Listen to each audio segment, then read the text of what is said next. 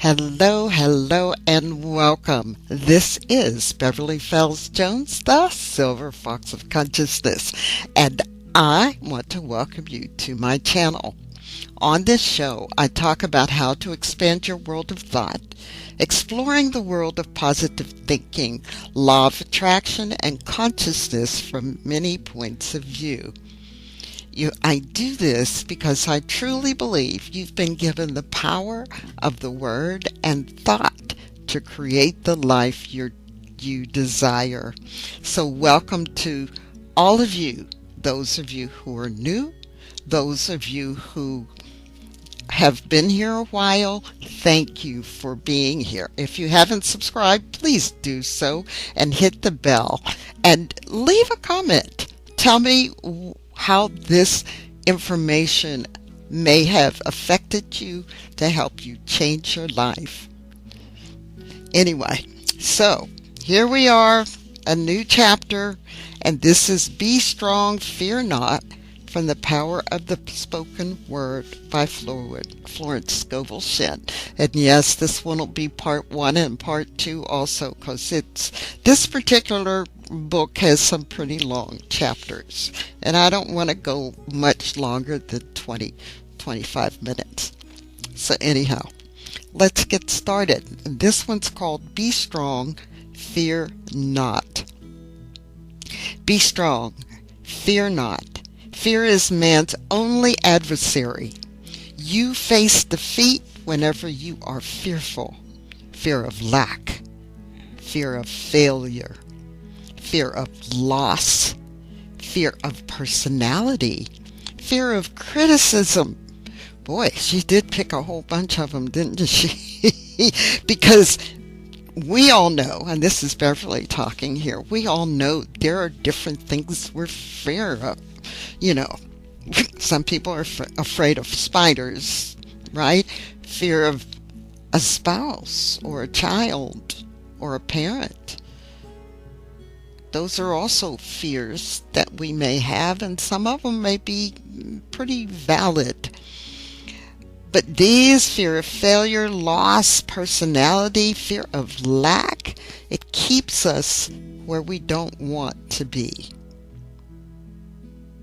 So she goes on to say, fear robs you of all power, for you have lost your contact with the universal powerhouse. Why are ye fearful, O ye of little faith? Fear is inverted faith. It is faith turned upside down. When you are fearful, you begin to attract the thing you fear. You are magnetizing it. You are hypnotized by the race thought when you are afraid. Okay, let me go back on that one a little bit. You are hypnotized by the race thought when you are afraid. Now, I'm reading this because she's talking about the racing, right? Not race as in black and white and Asian. No, she's talking about the movement, the fear. So your mind continues to race in these thoughts. So I just want to clarify that. Okay? Daniel was undisturbed because he knew his God was stronger than the lions. His God made the lions as harmless as kittens. So walk up to your lion as quickly as possible and see for yourself. Perhaps all your life you've been running away from some particular lion. It has made your life miserable and your hair gray. A hairdresser once told me that she knew a woman whose gray hair returned to its natural color when she stopped worrying. A woman said to me during an interview, "I'm not a bit fearful, but I worry a lot." Fear and worry are twins and are the same thing. If you were fearless, your worry cells would be dried up like that. Why are ye worried, O ye of little faith? I think the most prevalent fear is the fear of loss. Perhaps you have everything that life can give, but in creeps the old lion of apprehension. You fear him growling. It's too good to be true. It can't last. If he gets your attention, you may well worry.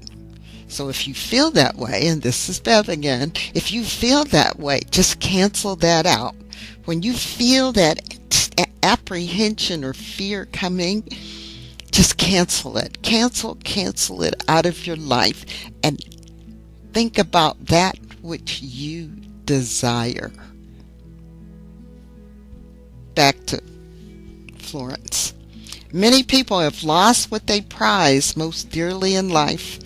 That is because invariably they fear loss. Listen to this. They fear loss. The only weapon you can use against your lions is your word, because your word is your wand, filled with magic and power. You wave your wand over your lion, transmute him into a little kitten. But the lion will remain a lion unless you walk up to him. You may well ask, how do we walk up to lions? Moses said unto his people, fear ye not, stand still, and see the salvation of the Lord, which he will show to you this day. For the Egyptians whom we have seen today, ye shall see them again, no more forever. The Lord shall fight for you, and ye shall hold your peace. What a marvelous arrangement. Infinite intelligence knows the way out. Infinite intelligence knows where the supply is for every demand. But we must trust it, keep our poise, give it right of way. So many people are afraid of other people. They run away from disagreeable situations, so of course the situation runs after them. The Lord is my light and my salvation. Whom shall I fear? The Lord is the strength of my life. Of whom shall I be afraid? The 27th Psalm is one of the most triumphant psalms. It is also rhythmic and musical. The writer realized that no enemy could harm him, for the Lord was his light and his salvation. Now remember, your only enemies are within yourself. The Bible is speaking of the enemy thoughts, your doubts, your fears, hates, resentments, and forebodings. Every negative situation in your life is a crystallized thought. It has been built up out of your own vain imaginings. But these situations cannot stand the light of truth. So you face the situation fearlessly, saying, the Lord is my light and salvation. Whom shall I fear? Jesus Christ was one of the greatest of metaphysicians and gave us definite rules for controlling conditions through word and thought. Thou hast made me wiser than mine enemies. First of all, you must be wiser than your enemies' thoughts, the army of the aliens. You must answer every negative thought with a word of authority. I'm going to repeat that. You must answer every negative thought with a word of authority. The army of the aliens will chant, business is dull and money is scarce. Immediately you reply, my supply comes from God, and now appears like mushrooms overnight. There are no hard times in the kingdom. You may have to keep this up for quite a while, like the song of the katydids. Katy did, Katy didn't, and so on. Finally, you win out, for the truth must prevail, and you have put to flight the army of the aliens. Then, when you are off your guard, the army of the aliens begins again. You're not appreciated. You'll never be a success. But you answer immediately, God appreciates me, therefore man appreciates me. Nothing can interfere with my divinely designed success. Finally, the army of the aliens is dissolved and dissipated because you do not give it your attention. You have starved the aliens out. So starve out the fear thoughts by not giving them your attention and acting your faith. The lion draws his fierceness from your fear. His roar is in the tremors of your heart. Stand still like Daniel, and you shall hear the rush of angels sent to take your part. As I was reading that, I was remembering a movie, and I'm trying to remember, but it was with Will Smith and his son, and there was this alien that could smell fear. And so in this, Will Smith's character said fear isn't real, right? It's your imagination, it's your thoughts. So be aware about fear. The mission of Jesus Christ was to wake people up. Awake thou that sleepeth. People were asleep in the Adamic dream of opposites. Lack, loss, failure, sin, sickness, and death seem real realities to them. The story of Adam is that he ate of the tree of illusion and fell into a deep sleep. In this deep sleep, he vainly imagined good and evil. Bernard Shaw, in his book Back to Methuselah, says Adam invented murder, birth, and death, and all the negative conditions. It was the development of the reasoning mind. Of course, Adam stands for generic man. In the Garden of Eden stage, man functioned only in the superconscious. Whatever he desired or required was always at hand. With the development of the reasoning mind came the fall of man. He reasoned himself into lack, limitations, and failure. He earned his bread by the sweat of the brow instead of being divinely paid for. With the development of the reasoning mind came the fall of man. Think about yourself and think about how you perceive yourself. And I'd like you to take the time, hopefully you're in a position, or when you get to a position, and write down the things that you fear and you think you fear. I want you to write down the things that you think are holding you back from being successful in your life. I want you to think about those things. And I also want you to think about canceling those thoughts. And I know it can be difficult to keep yourself in the positive when things seem to be going so terribly bad. But I want you to begin to think. And when you feel or hear those negative thoughts, I want you to stop. And some people put a little rubber band on their wrist.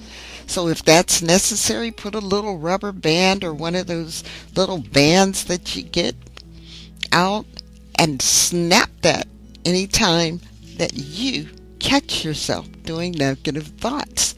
If you have a friend who is fairly positive, give them permission to let you know when you're thinking negative. When you say something that you don't think is negative, but they hear the negativity in it, so that you can say, cancel, this is what I want instead. Let me continue with Florence. Jesus Christ's message was to bring people back into the fourth dimension, the Garden of Eden's consciousness. In the 14th chapter of John, we find the summing up of all his teachings. He called it the gospel, which means good tidings. With amazing simplicity and directness, he told the people that if they asked, believing they would receive. Right? Attributing the power always to the Father within. God is the giver, man the receiver. This supreme intelligence supplies man with all that he desires or requires. This was certainly a doctrine to wake people up. He proved his statements with miracles and wonders. One of the most dramatic miracles was the healing of the man who had been blind from birth. The opponents of Jesus questioned the man, hoping to find something against him, but the man would only say, "One thing I know, whereas I was blind, now I can see." This is a marvelous statement to make to yourself. Whereas I was blind, now I can see.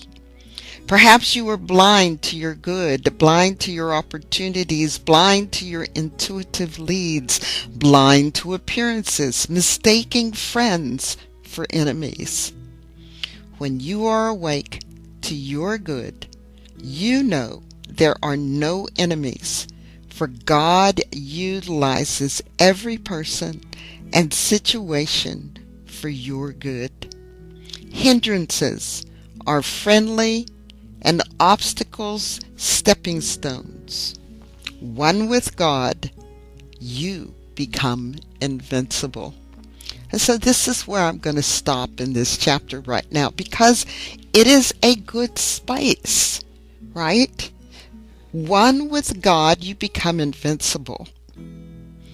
Looking at getting rid of your fears. Where I was blind, now I see. Where you were blind to what your fears were doing to you. Where you were blind to those things that were holding you back.